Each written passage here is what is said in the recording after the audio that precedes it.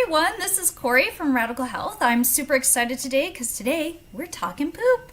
Alright, but first, here's my little dog Willa. Hello Willa, stop using me as a prop. Alright, so let's get going. Okay, so it's day 3. I hope you all are doing well, sticking to the diet plan and chewing more and drinking more water, and I hope you're starting to see some results.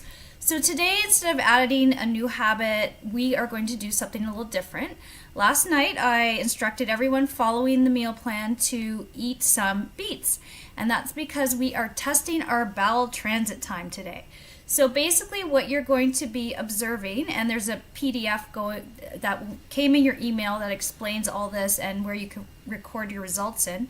But what we're going to be doing is we're going to be looking at how long it takes from the time you put something in your mouth to exit your body via poop. So the beets will stain your poop a reddish pinkish color. So when it comes out the other end, you'll be able to notice. And it's a super easy, inexpensive way to test your transit time. You can test your transit time using corn and sesame seeds, but I use beets because they are the least allergenic, least inflammatory food of them all, and they're super good for you.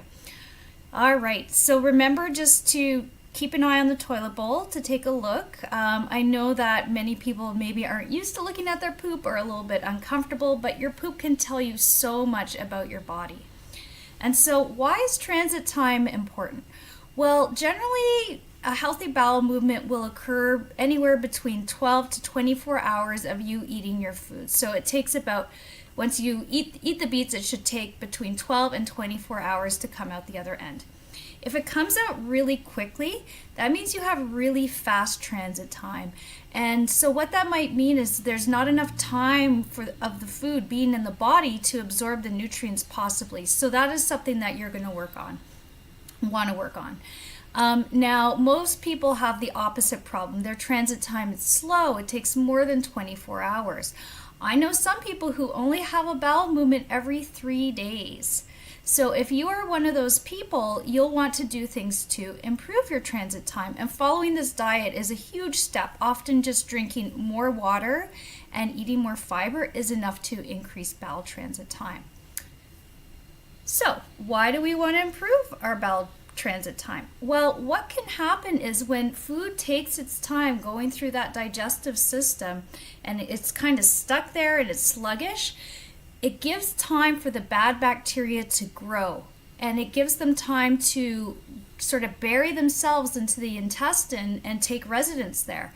And when they're there, what they do is they'll produce toxins, and they also reduce the number of good bacteria.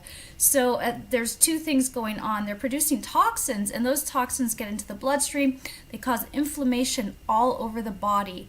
And there's a number of health conditions associated with an imbalance of good bacteria to bad bacteria or having too much bad bacteria. At the same time, they reduce the amount of good bacteria. They sort of outpopulate them. And the good bacteria, as many of us know, are needed for performing a number of good functions in the body, including producing neurotransmitters like serotonin and working with the immune system to fight off illness.